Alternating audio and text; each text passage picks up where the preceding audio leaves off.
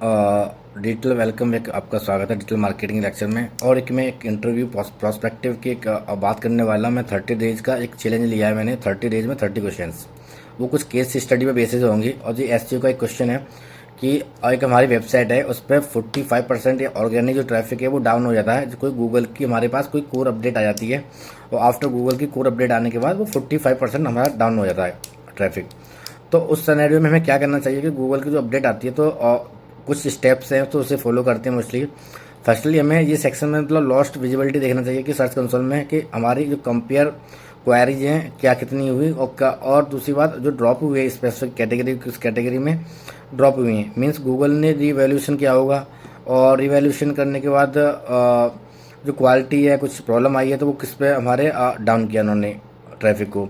हमें रीचेक करेंगे पेज को, थिन कंटेंट होगा, आउटडेटेड कंटेंट होगा, आर्टिकल होगा, या जो ईईटी जो हमारे सेटिंग सिंगल्स हैं, या सेकंड क्या है कि कॉम्पिटिटर पेज पे हम अब गेन कर क्या रैंकिंग क्या है तो उसे समझेंगे। न्यू रैंकिंग को फैक्टर को देखेंगे, और अब जो अफेक्टेड पेज है उन्हें डीपर ही एक्सपर्टाइज करेंगे कि क्या प्रॉब्लम है।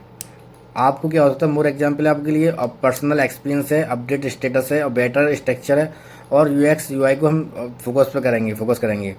अब इम्प्रूव पेज क्या होगा, इम्प्रूव पेज सीडिंग्स का मतलब सीड्स अपने आप हो जाएंगे, और इनहेंस द इंटरलिंकिंग करेंगे, इस टेक्स्ट को रिकवर करेंगे और रिस्टोर करेंगे जनरली। तो 7 to 80% ट्रैफिक 4 to 6 वीक में इंक्रीज हो जाएगा, राइट।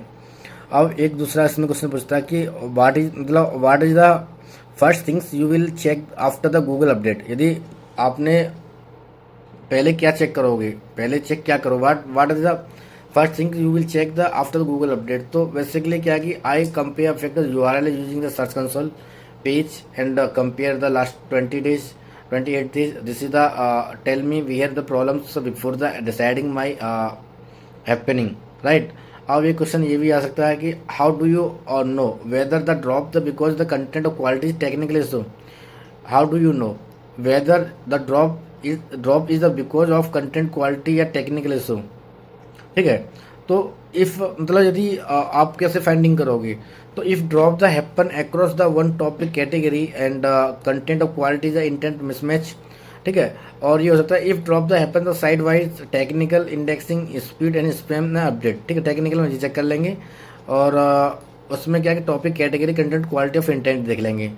तो थैंक्स फॉर वाचिंग में, ये मेरा पहला एक केस स्टडी है। आपके बाद और केस स्टडी लेके आऊँगा, कुछ अपडेट होगा। Thanks for watching, please do and like subscribe.